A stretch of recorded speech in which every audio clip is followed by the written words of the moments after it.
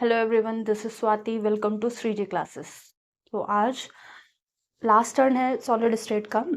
आज हम कंडक्टर्स पढ़ेंगे, मैग्नेटिक प्रॉपर्टीज पढ़ेंगे, ठीक है। अब हमें ये समझना है कंडक्टर कौन बनते हैं, सेमीकंडक्टर कौन बनते हैं, इंसुलेटर कौन होते हैं। तो जो एटम्स जो ऑब्जेक्ट क्या करेंगे, इलेक्ट्रिसिटी को कंडक्ट करेंगे, इलेक्ट्रिसिटी को खुद से पास कर देंगे, उनको कंडक्टर कहेंगे।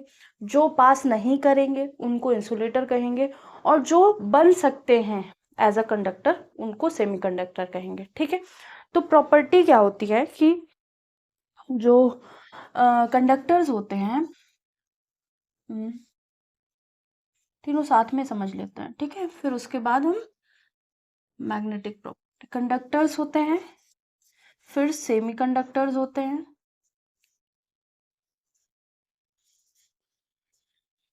ठीक है, और इसके बाद इंसुलेटर।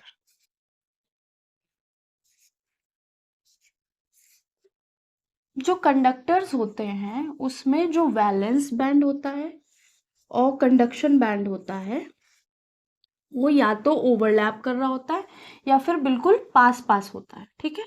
मोस्टली ओवरलैप दिखेगा, या तो ऐसे या तो ऐसे बना होगा। जो इलेक्ट्रॉन्स जो होंगे आउटर मोस्ट शेल के, वो इसमें भी होंगे और उसमें भी होंगे। कुछ ऐसा नहीं होगा कि इनको एनर्जी अलग से देनी पड़े जंप ऑन करने के लिए, कंडक्शन बैंड में जाने के लिए। सेमीकंडक्टर में क्या होता है कि जो कंडक्शन बैंड और वैलेंस बैंड होता है उनके बीच में थोड़ा सा गैप होता है, थोड़ी सी हम एनर्जी देंगे तो यहाँ जो इलेक्ट्रॉन प्रेजेंट होंगे वो जंप ऑन करके इधर चले जाएंगे। अब इंसुलेटर में ये शो हो रहा है, इधर देख लेते हैं। हाँ, दिख रहा है। अब इंसुलेटर में ये जो गैप होता है ना, वैलेंस बैंड और कंडक्शन बैंड का, बहुत हाई होता है। और हम इतनी एनर्जी भी दे, कितनी भी एनर्जी दे, तो यहाँ से इलेक्ट्रॉन उठ के यहाँ नहीं जा पाते, ठीक है। तो ये तीन टर्म्स हैं जो हमको आज अभी समझने हैं, ठीक है। तो इसको एक बार ढंग से बना लेते हैं फिगर, फिर उसके बाद एक एक लाइन इनके बारे में लिखेंगे। कंडक्टर्स, जहां पे जो कंडक्शन बैंड है, ये है कंडक्शन बैंड और ये है वैलेंस बैंड। तो यहाँ पे क्या करेंगे, कंडक्शन बैंड और वैलेंस बैंड ओवरलैप कर रही होंगी या फिर बिल्कुल ही सटके होंगी, ठीक है, ऐसी। ये है वैलेंस बैंड, ठीक है। अब अगर हम बात करेंगे सेमीकंडक्टर की, तो थोड़ा सा गैप होगा, इतना कि टेम्परेचर बढ़ाने पर वैलेंस बैंड से इलेक्ट्रॉन कंडक्शन बैंड पे चले जाएं, ठीक है। ये है वैलेंस बैंड और ये है कंडक्शन बैंड। जो हमारे इलेक्ट्रॉन्स होंगे वो वैलेंस बैंड में होंगे, ठीक है। तो इसको तो यहां बनाएंगे क्योंकि इसमें गैप ज्यादा शो कर,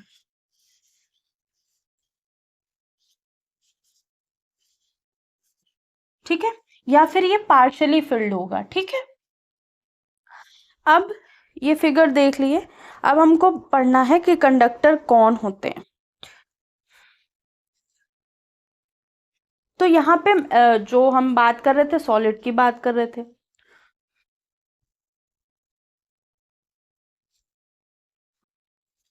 conductors which are good conductor of electricity and heat, ठीक है। ये थर्मल एनर्जी का, ये तो हमें पता है। लेकिन सॉलिड्स की जो रेंज होती है ना, कंडक्टिविटी रेंज होती है, ठीक है। कंडक्टिविटी रेंज होती है वो 10⁻⁷ ओम मीटर के बराबर होती है, ठीक है। तो कंडक्टिव सॉलिड्स हैव कंडक्टिविटी ठीक है, इनके पास कंडक्टिविटी होती है, सॉलिड्स हैव कंडक्टिविटी। रेंज कहाँ तक होगी? बिटवीन 10⁴ से 10⁻7 ओम इनवर्स मीटर इनवर्स। ठीक है, ये इसकी रेंज होगी। ठीक है,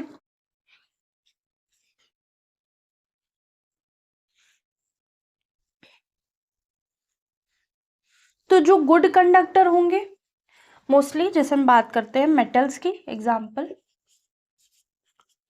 metals have conductivity equals to 10⁻7 ohm inverse metre inverse. ठीक है, ये होगी। और इसमें ज़्यादा कुछ नहीं लिखना, तो इलेक्ट्रॉन्स जो यहाँ होंगे कंडक्शन बैंड में, वही वैलेंस बैंड में होंगे, तो इसमें ऐसा कुछ लिखना नहीं है सच। तो ये लिख सकते हैं एक पॉइंट और,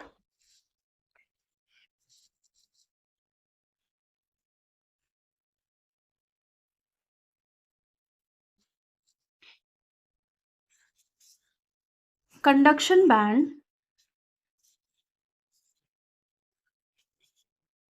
and valence band either overlap with each other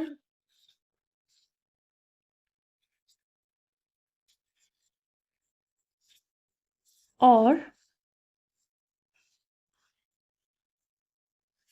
they are very close to each other, very close to each other।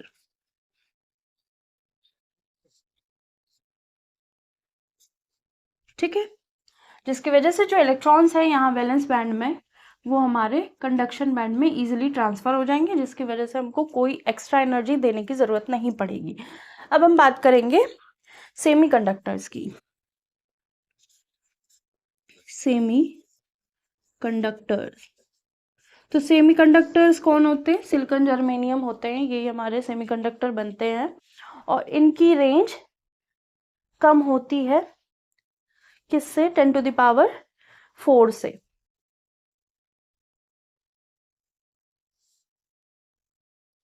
ठीक है, तो बोलेंगे इनकी रेंजिंग जो होगी वो 10⁴ से कम होगी। तो ऐसे लिखते हैं, solids have conductivity less than 10⁴ ohm inverse metre inverse. Range कहाँ तक होगी? रेंज 10⁻⁻6 से 10⁴ ओम इनवर्स मीटर इनवर्स तक होगी। ठीक है, सेमीकंडक्टर्स कैन कंडक्ट इलेक्ट्रिसिटी और हीट, तो कैन कंडक्ट, या फिर semiconductor behave as conductor as we increase the temperature. ठीक है, सेमी कंडक्टर की जब हीट हम देंगे, कैन बिहेव एज, ये बिहेव कर सकते हैं as conductor when we heat them, when we give some temperature to, when we give some, इसके बाद जगह नहीं है, some, यहां से लिख देते हैं टेम्परेचर टू देम।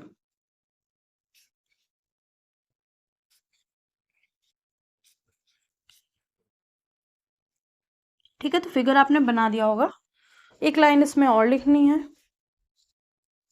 वो हम इसको रब करके लिखेंगे। 1 मिनट का वेट करते हैं। कंडक्टर्स कौन से होते हैं? कंडक्टर वो लोग होते हैं या वो सॉलिड्स होते हैं जिनकी कंडक्टिविटी रेंजिंग होती 10⁴ से 10⁷ ओम इनवर्स मीटर इनवर्स। तो ऐसे मेटल गुड कंडक्टर्स होते हैं, उनके पास कंडक्टिविटी, जो बहुत गुड कंडक्टर्स होंगे उनकी कंडक्टिविटी 10⁷ के आसपास होगी, ठीक है। और इनका कंडक्शन बैंड और वैलेंस बैंड या तो ओवरलैप करेगा या बहुत क्लोज होगा, या फिर ऐसा बना होगा, या फिर हम इसको बना सकते हैं ऐसा, और एक और कलर यूज कर लेते हैं ऐसा। ये हमारी वैलेंस बैंड होगी और ये हमारी कंडक्शन बैंड होगी, ठीक है। तो दे कैन बी ओवरलैप कर सकते हैं या फिर क्लोज होंगे। तो इनको कुछ एक्स्ट्रा एनर्जी देने की जरूरत नहीं पड़ेगी कि इलेक्ट्रॉन्स को मूव कराने के लिए, ठीक है। सेमीकंडक्टर्स क्या होते हैं? Have conductivity less than 10⁴ ohm inverse metre inverse. इनकी रेंजिंग 10⁻⁶ से 10⁴ होती है। Semiconductor can behave as conductor. Semiconductor behave कर सकते हैं जब उनका टेम्परेचर बढ़ा दिया जाए तो, ठीक है। तो इनके एग्जाम्पल होंगे जर्मेनियम, सिलिकॉन, ये सब, ठीक है। इसमें एक और लाइन लिखनी है, इसको रब करते हैं। सेमीकंडक्टर के लिए लास्ट लाइन लिखेंगे, the valence band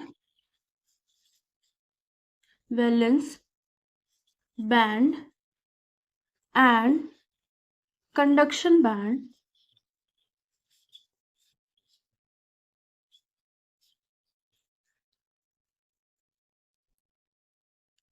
are close to each other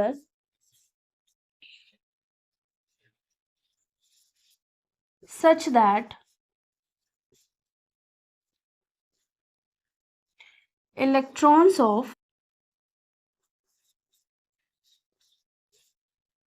valence band goes to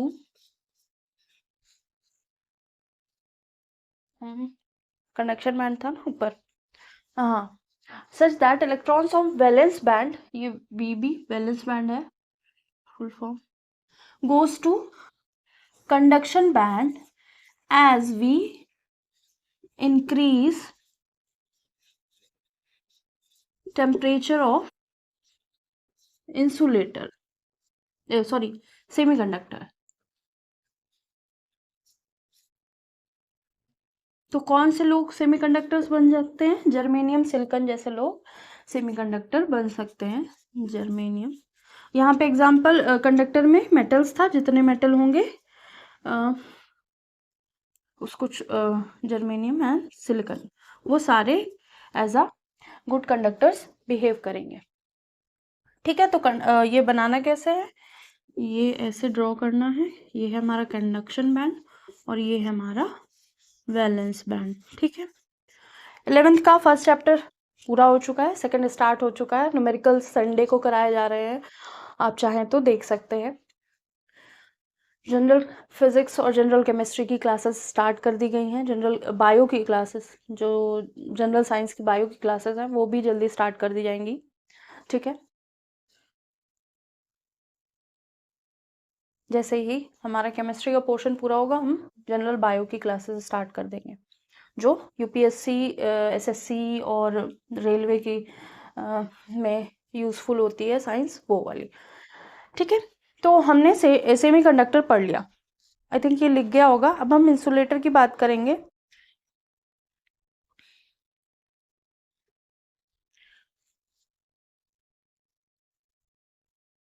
तो इंसुलेटर कौन बन रहे होंगे? इंसुलेटर वो लोग बन रहे होंगे जिनका क्या होगा, जो रेंज होगा, कंडक्टिविटी रेंज होगा, सॉलिड की कंडक्टिविटी रेंज होगी वो 10⁻⁻⁶ से, मतलब -10 से 20 के बीच में होगी, मतलब -6 से और घट के, ठीक है।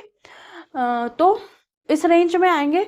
और इनका जो कंडक्शन बैंड और वैलेंस बैंड है वो बहुत दूर दूर हो जाएगा, कि अगर हम टेम्परेचर बढ़ाएं भी तो भी हमारे जो इलेक्ट्रॉन्स है वैलेंस बैंड के, वो इजीली कंडक्शन बैंड में ट्रांसफर नहीं हो सकते, ठीक है। यहाँ सेमीकंडक्टर में तो हो सकते हैं, आई थिंक ये हो गया होगा, इसको रब कर देते हैं। तो अब हम बात करेंगे insulators.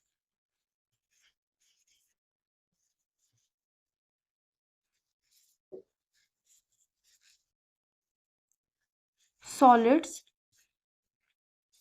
which have very low conductivity.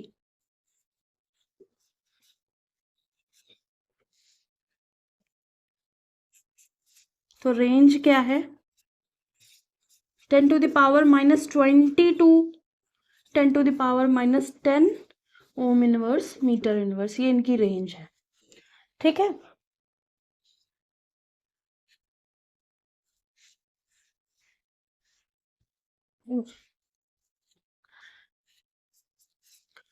the distance between valence band and conduction band is very large, that is electron can't travel this distance even on heating। ठीक है, तो ये थोड़ा सा एक्स्ट्रा है, अगर आपके सिलेबस में ये नहीं है तो आप छोड़ सकते हैं। आगे की जो मैग्नेटिक प्रॉपर्टी है वो हम पढ़ेंगे यहाँ पे। तो कंडक्शन बैंड और वैलेंस बैंड बना लेंगे। यहाँ पे कंडक्शन बैंड यहाँ है और वैलेंस बैंड हमारा यहाँ है। यहाँ से कितनी भी एनर्जी दे दें हम इलेक्ट्रॉन ट्रांसफर नहीं कर पाएंगे। ठीक है, तो लिख लीजिए।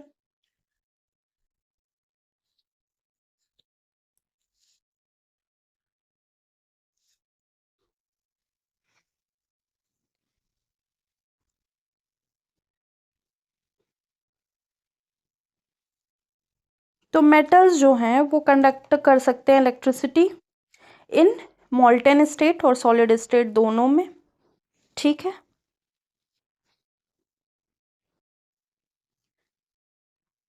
और जो सेमीकंडक्टर हैं वो क्या कर सकते हैं, जर्मेनियम सिलिकॉन इनके एग्जाम्पल हैं, और इनको इंट्रिंसिक सेमी कंडक्टर और एक्सट्रिंसिक सेमी कंडक्टर बनाते हैं। वो डोपिंग वगैरह कराई जाएगी तो आपको करा दिया जाएगा, क्योंकि डोपिंग जो है एक एफ सेंटर और डोपिंग, इंट्रिंसिक सेमीकंडक्टर और एक्सट्रिंसिक सेमीकंडक्टर, वो एक साथ क्वेश्चन जब कराएंगे तो करा दिया जाएगा। अभी ये पूरा यही इतना ही करते हैं, और मैग्नेटिज्म करके मैग्नेटिक प्रॉपर्टीज ऑफ सॉलिड का देख के हम ये चैप्टर आज फिनिश करते हैं। फिर वो जो एक्सट्रिंसिक और इंट्रिंसिक सेमीकंडक्टर्स की प्रॉपर्टी है वो हम नेक्स्ट टर्न पे करेंगे, मतलब नेक्स्ट टर्न पे क्या, क्वेश्चंस के साथ करेंगे। ठीक है, संडे को, इस संडे या नेक्स्ट संडे, क्योंकि क्वेश्चन हमें 11th के भी करने हैं। तो आप क्वेश्चन ज़रूर देखिएगा, सारे एक्सरसाइज के क्वेश्चन, इंटेक्स क्वेश्चन सारे फिर से कराए जाएंगे। अगर हमने कुछ यहाँ पे कराए हैं मतलब क्लास के ड्यूरेशन में कराए हैं, तो भी हम अगर न्यूमेरिकल जब कराएंगे तो वो सारे क्वेश्चंस जो हमारा प्रैक्टिस सेशन होगा उसमें कराएंगे। ठीक है, तो आई होप ये लिख लिया होगा।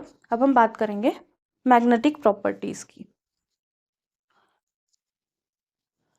अब मैग्नेटिक प्रॉपर्टीज पढ़ने से पहले एक छोटी सी क्या है, स्टोरी है हमारे सब्सटेंस के बारे में। कोई भी सब्सटेंस है उनके अंदर मैग्नेटिक प्रॉपर्टी होगी। मैग्नेटिक प्रॉपर्टी क्यों होगी, क्योंकि सारे सब्सटेंस एटम से बने हैं और एटम के पास है इलेक्ट्रॉन।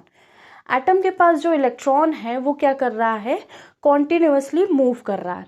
अगर हमारे पास ये एटम है, उसके आसपास एक इलेक्ट्रॉन या जितने भी इलेक्ट्रॉन हैं तो वो मूव कर रहे हैं। ठीक है, ये हमको पता है। जब इलेक्ट्रॉन है उसके पास क्या है, चार्ज है। इलेक्ट्रॉन के पास चार्ज है, एक सेकंड देखिएगा।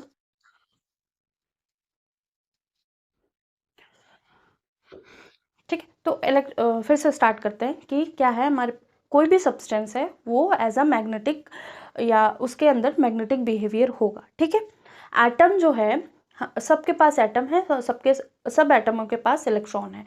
इलेक्ट्रॉन जो है उसके पास चार्ज है, ठीक है, ये बात हमने बहुत पहले समझ ली थी। इलेक्ट्रॉन के पास चार्ज है, चार्ज जो है वो चार्ज की वजह से उसमें करंट प्रोड्यूस होगा। तो every electron act as magnet. कैसे? जब इलेक्ट्रॉन है वो मूव कर रहा है, पहली चीज मूव कर रहा है तो रोटेशन कर रहा है, ठीक है, rotation around the nucleus, rotation कर रहा है। दूसरी चीज क्या कर रहा है, वो अपनी एक्सिस पे स्पिन कर रहा है, ठीक है, इलेक्ट्रॉन अपनी एक्सिस पे स्पिन कर रहा है, या तो एंटी क्लॉकवाइज डायरेक्शन या क्लॉकवाइज डायरेक्शन। तो इलेक्ट्रॉन जब प्रिसिशन कर रहा है या घूम रहा है ऑन इट्स एक्सिस, या तो क्लॉकवाइज डायरेक्शन या एंटी क्लॉकवाइज डायरेक्शन, ठीक है। तो जब ऐसा कर रहा है तो वो खुद एज अ मैग्नेट बिहेव कर रहा है। तो टीनी मैग्नेट होते, एक मतलब स्मॉलेस्ट मैग्नेट या टीनी मैग्नेट की तरह बिहेव करने लगेगा। वो जो इसमें चार्ज है वो करंट की तरह बिहेव करने लगेगा, ठीक है। तो जब ऐसे मूव कर रहा होगा, ऐसे जो करंट है, जो इलेक्ट्रॉन हमारा ऐसे मूव कर रहा है या फिर ऐसे मूव कर रहा है, तो ये जो अप साइड लग रहा होगा ये क्या होगा, हमारा मैग्नेटिक फील्ड का डायरेक्शन होगा, मैग्नेटिक फील्ड का डायरेक्शन होगा, जिसको हम बी से रिप्रेजेंट करते हैं। और इसकी यूनिट क्या होती है, बोहर मैग्नेटन, इसकी यूनिट है बोहर, ठीक है, और इसको बोलते क्या है, बोहर मैग्नेटन, ठीक है। और म्यू बी से इसको रिप्रेजेंट करते हैं, यूनिट है मोहर मैग्नेटन, मैग्नेटन, और रिप्रेजेंट कैसे करते हैं, म्यू बी से। तो ये हो गई कहानी इलेक्ट्रॉन्स की कि इलेक्ट्रॉन क्या है। Electron as a tiny magnet behave करेगा। जितने भी सब्सटेंस है सबके पास मैग्नेटिक बिहेवियर कुछ ना कुछ होता है। इलेक्ट्रॉन एज अ टिनी, वो एटम के अंदर इलेक्ट्रॉन होते हैं, इलेक्ट्रॉन में चार्ज होते हैं। उसके साथ साथ एटम अपनी एक्सिस पे घूम रहा है, मतलब अपनी धुरी पे घूम रहा है, और रोटेशन कर रहा है एटम के न्यूक्लियस के आसपास भी घूम रहा है। तो जब दोनों काम कर रहा है तो ये एज अ मिनी मैग्नेट की तरह बिहेव करेगा, और जो मैग्नेटिक फील्ड प्रोड्यूस होगा वो अपवर्ड प्रोड्यूस होगा, ठीक है। क्योंकि जब एटम ऐसे घूम रहा है तो मैग्नेटिक फील्ड अपवर्ड, मतलब ऐसे घूम रहा है तो मैग्नेटिक फील्ड अपवर्ड होगा, और मैग्नेट अगर ऐसे घूम रहा है तो इसका मैग्नेटिक फील्ड डाउनवर्ड होगा, ठीक है। तो ये है हमारे इलेक्ट्रॉन जो मैग्नेट की तरह बिहेव करेंगे। अब जब जो हम बात कर रहे हैं वो सॉलिड्स के बारे में कर रहे हैं, ठीक है। तो जब सॉलिड्स में देखा जाएगा मैग्नेटिक प्रॉपर्टी, तो उसके 5 टाइप्स होते हैं कि paramagnetic, diamagnetic, ferromagnetic, ferrimagnetic, anti ferromagnetic. तो ये सारे 5 टाइप होंगे। तो ये कहानी हमको इसलिए समझनी थी कि सारे इलेक्ट्रॉन मैग्नेट की तरह बिहेव करते हैं, इसीलिए सब सब्सटेंस में क्या होता है, कुछ ना कुछ मैग्नेटिक बिहेवियर होता है। और इलेक्ट्रॉन क्या कर रहा है, उसके पास खुद का चार्ज है, तो कुछ ना कुछ करंट भी वो शो करेगा, ठीक है। और जो प्रिसिशन कर रहा है या घूम रहा है अपने एक्सिस पे और रोटेशन कर रहा है न्यूक्लियस के आसपास, तो उसकी वजह से भी मैग्नेटिक इफेक्ट प्रोड्यूस हो रहा है, ठीक है। तो ये है इलेक्ट्रॉन की कहानी। अब हम मैग्नेटिक प्रॉपर्टीज जो कर रहे थे उसमें हम टाइप्स पढ़ेंगे। सब्सटेंस क्लासिफाइड होते हैं कितने कैटेगरीज में, 5 कैटेगरीज में। क्या कौन कौन से, paramagnetic, diamagnetic, ferromagnetic, ferrimagnetic, anti ferromagnetic, ये सारे करेंगे। हाँ, ये ध्यान रखना बोहर मैग्नेटिक क्या है, यूनिट है मैग्नेटिक फील्ड की, और उसकी वैल्यू है म्यू बी की वैल्यू है क्या, 9.27 म्यू बी की वैल्यू क्या है बोहर मैग्नेट की, 9.27 10 टू द पावर 24, 10 की power 24 ampere per metre square, ये है बोहर मैग्नेटन की वैल्यू। तो ये पूछी नहीं जाएगी, न्यूमेरिकल्स जब किए जाएंगे वो भी इस लेवल पे नहीं पूछी जाएगी, ठीक है। वो जब पूछी जाएगी जब हम, ये बेसिकली फिजिक्स का पोर्शन है जहाँ ये पूछा जाता है।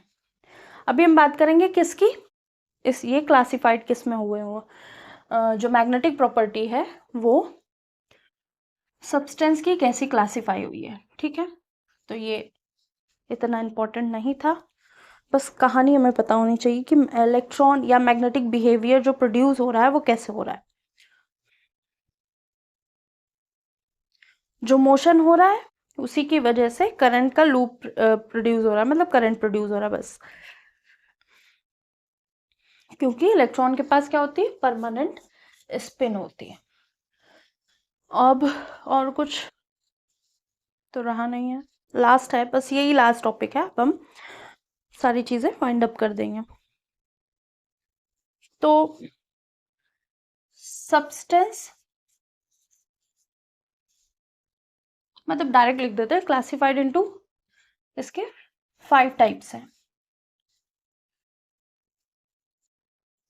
5 कैटेगरीज। फालतू में थ्योरी क्यों बढ़ानी। पहला है पैरामैग्नेटिक, दूसरा है डायामैग्नेटिक, ठीक है, तीसरा है फेरोमैग्नेटिक,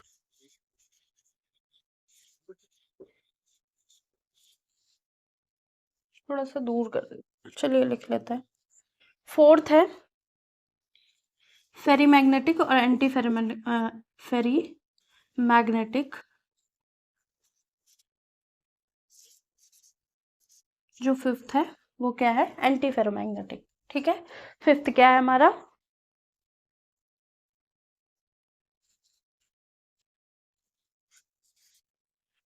एंटी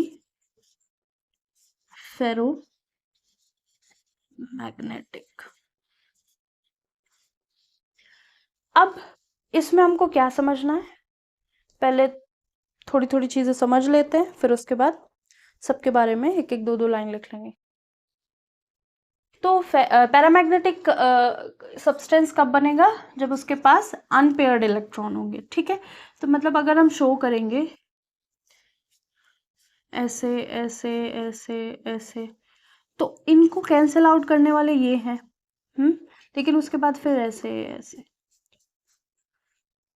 ठीक है, मतलब अनपेयर्ड इलेक्ट्रॉन होंगे वहां पे, पेयरिंग नहीं हुई होगी, ठीक है। डायमैग्नेटिक क्या होते हैं, जहां पे सारे इलेक्ट्रॉन्स पेयर्ड होते हैं, तो उसमें कोई भी मैग्नेटिक प्रॉपर्टी शो नहीं होगी, ठीक है, क्योंकि एक इलेक्ट्रॉन ऐसा घूम रहा है, एक ऐसा घूम रहा है, तो दोनों की प्रिसिशन, वो जो प्रिसिशन होती है या फिर स्पिन होती है उसको कैंसिल आउट कर रहे होते हैं, ये इसको कैंसिल आउट कर रहा है, ये इसको कैंसिल आउट कर रहा है, ये, और यहाँ पे क्या हो रहा है, ये तीन तो कैंसिल आउट हो रहे हैं, इनके नहीं हो रहे हैं, ठीक है। यहाँ जो फेरोमैग्नेटिक है ना,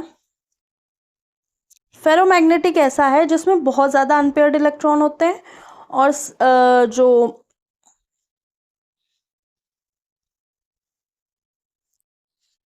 और यही क्या कर रहा होता, परमानेंट मैग्नेट की तरह बिहेव कर रहा होता है, तो ये कैसा होता है, ऐसा, हाँ ऐसा, सारे अनपेयर्ड होते हैं, तो ये मोस्ट मैग्नेटिक बोल सकते हैं, ये स्लाइटली मैग्नेटिक होता है, ठीक है।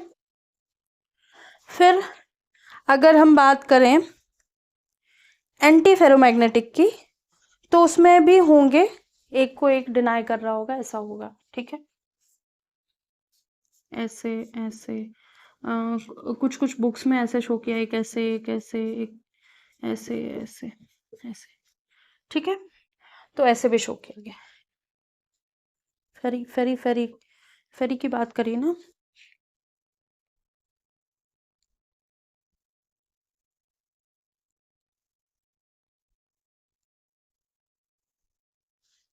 और एंटी में क्या होंगे, जितने होंगे सबका पेयर होगा।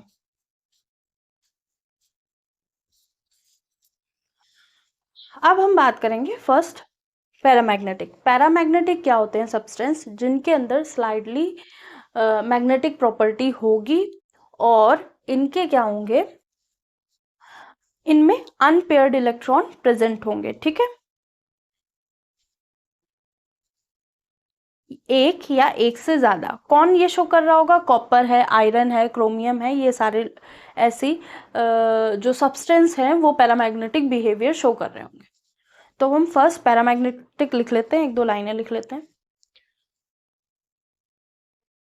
तो पैरामैग्नेटिक सब्सटेंस जो होते हैं वो वीक मैग्नेटिक फील्ड पे या वीकली अट्रैक्टेड होते हैं by magnetic field. They are weakly attracted by, मतलब अट्रैक्ट होंगे, बहुत कम होंगे, मैग्नेटिक फील्ड। ठीक है। हैव वन और मोर अनपेयर्ड इलेक्ट्रॉन्स। ठीक है, जिसके पास एक या एक से ज्यादा अनपेयर्ड इलेक्ट्रॉन्स हों। और ये क्या करते हैं? लूज देयर, दे मतलब ये अपनी मैग्नेटिक प्रॉपर्टी खो देते हैं अगर मैग्नेटिक फील्ड से हटा दिया जाए, ऐसा। तो ये कौन होंगे? तो लिखते हैं they lose their magnetic property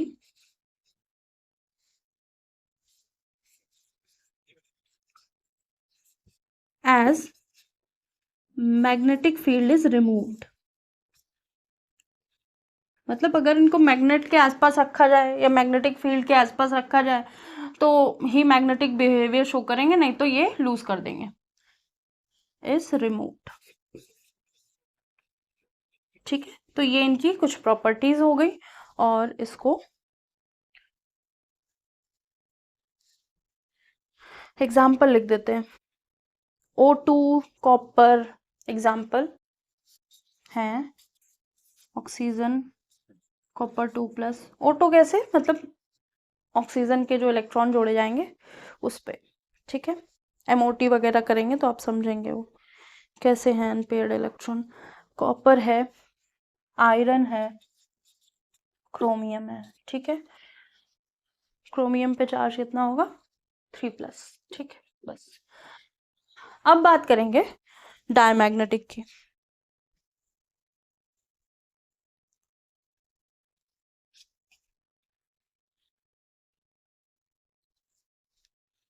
एक मिनट का टाइम देते हैं, आप लिख लीजिए।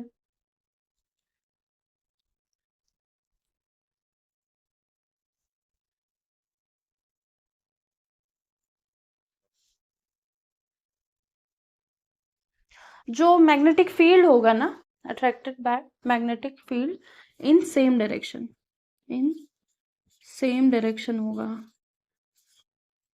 जिस डायरेक्शन में ये रखे होंगे उस डायरेक्शन में ही मैग्नेटिक फील्ड होगा। ठीक है, लेकिन जब डायमैग्नेटिक की बात करेंगे तो क्या होगा? अपोजिट डायरेक्शन में रखे होंगे तो ही मैग्नेटिक फील्ड वीकली मैग्नेटाइज होंगे, नहीं तो नहीं होंगे। ठीक है, उनके पास अनपेयर्ड इलेक्ट्रॉन नहीं होते हैं। आई होप ये लिख गया होगा। तो नेक्स्ट बात करेंगे डायमैग्नेटिक की। डायमैग्नेटिक सब्सटेंस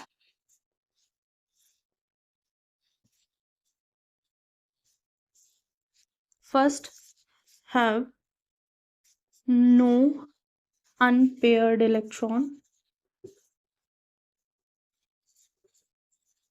इनके पास कोई अनपेयर्ड इलेक्ट्रॉन नहीं होगा जिसकी वजह से ये मैग्नेटिक बिहेवियर शो करे, और वीकली रिपल करेंगे, weekly ripple bye magnetic field.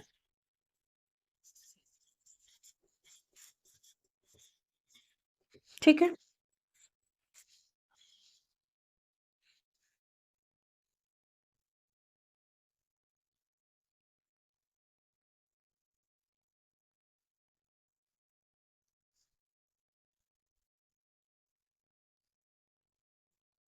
ठीक है। इनके एग्जाम्पल होंगे जैसे H2O है, एग्जाम्पल H2O है, NaCl है, ऐसे। इसके बाद बात करेंगे हम फेरोमैग्नेटिक की, जो स्ट्रांगली मैग्नेटाइज होता है, वेरी स्ट्रांगली मैग्नेटाइज होता है, स्ट्रॉन्ग अट्रैक्शन होगा इसमें, मोर अनपेयर्ड इलेक्ट्रॉन होंगे, जो मेटल आयन है वो यहाँ मिलेंगे हमको, और क्योंकि यहाँ पे अनपेयर्ड इलेक्ट्रॉन होंगे तो ईच जो वो होगा इनका पार्टिकल या सब्सटेंस होगा, डोमेन होगा, वो मैग्नेट की तरह वर्क करेगा, टीनी मैग्नेट की तरह वर्क करेगा। तो ये हो गया, आई होप लिख लिया होगा, ना ज़्यादा नहीं था इसमें। फेरोमैग्नेटिक करते हैं, तो फेरोमैग्नेटिक की बात करेंगे तो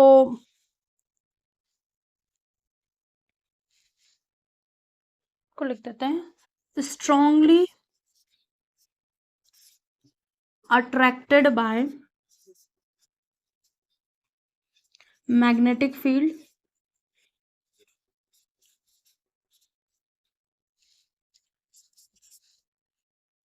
can be work as strong या permanent magnet,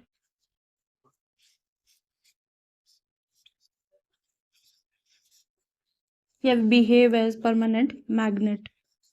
तो इसके एग्जाम्पल क्या हैं, आयरन है, कोबाल्ट है, निकेल है, क्रोमियम है, ये सब, ठीक है। गैडोनियम है, गैडोलिनियम, ठीक है, कोबाल्ट, आयरन, निकल, क्रोमियम इसके एग्जाम्पल है।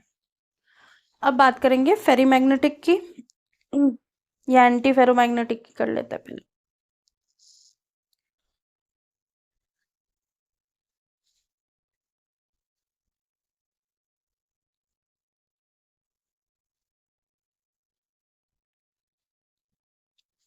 हो गया होगा,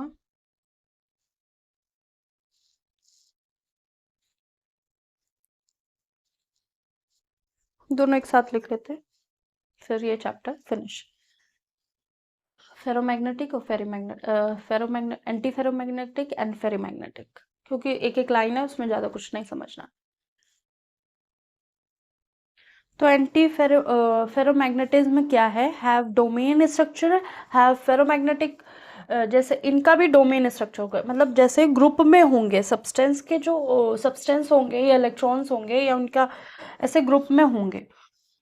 अब फेरोमैग्नेटिक में मैंने बताया था बहुत सारे अनपेयर्ड इलेक्ट्रॉन होंगे, ऐसे होगा फेरो, हाँ बहुत सारे अनपेयर्ड इलेक्ट्रॉन होंगे, बल्क में होंगे, ग्रुप में होंगे, डोमेन स्ट्रक्चर होगा, तो वो अट्रैक्ट करेंगे। और यहाँ क्या होंगे, जितने ऐसे होंगे उनका सबका काउंटर अटैक करने वाला एक होगा, जिसकी वजह से क्या होगा, अपोजिट डायरेक्शन में ओरिएंटेशन होगा और कैंसल आउट हो जाएगा, एंड कैंसल आउट, जो मैग्नेटिक बिहेवियर कोई शो ही नहीं करेगा, ठीक है।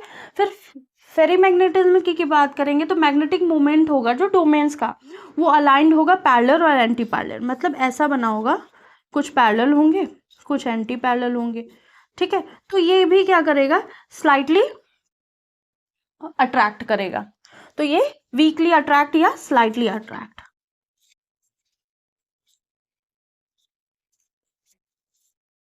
ठीक है। तो ये हो गया फिनिश हमारा सॉलिड स्टेट।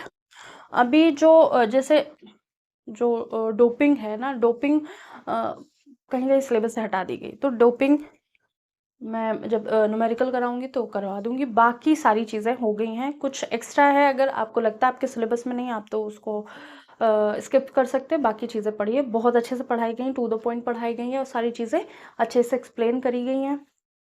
हो सकता है कोई चीज़ ज़्यादा एक्सप्लेन ना करी गई हो, क्योंकि कोई कोई चीज़ सिलेबस में है ही नहीं, क्योंकि जो टीजीटी पीजीटी के लिए है तो उनको टू द पॉइंट बता दिया गया, बस उतना ही याद करना है, ठीक है। और जो बोर्ड पर्पस के लिए जो जो लिखाया गया वो बोर्ड पर्पस के लिए है, और जो जो बोला गया है वो क्या है, अगर आप अपनी भाषा में समझना चाहते हैं तो समझ सकते हैं, लिखना चाहते हैं लिख सकते हैं, तो कहीं ना कहीं वो MCQ में वगैरह में आ सकता है, ठीक है। जो लिखा है वो तो आएगा ही आएगा।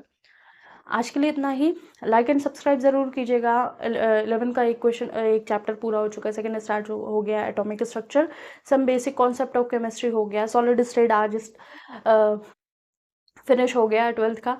अब हम नेक्स्ट चैप्टर की बात करेंगे नेक्स्ट टर्न से, संडे को हम न्यूमेरिकल करेंगे 11th का, ठीक है। और अब 12th का एक ही सिंगल गो में देख लेंगे, अगर हो गया तो ठीक है, नहीं तो फिर 2 वीडियोस डाल देंगे न्यूमेरिकल के। ठीक है, आज के लिए इतना ही। लाइक एंड सब्सक्राइब ज़रूर कीजिएगा और हमको सपोर्ट कीजिएगा, शेयर कीजिएगा, और जो भी सजेशन हो आप सजेस्ट कर सकते हैं, हम आपका रिस्पॉन्स ज़रूर करेंगे। आज के लिए इतना ही, थैंक यू।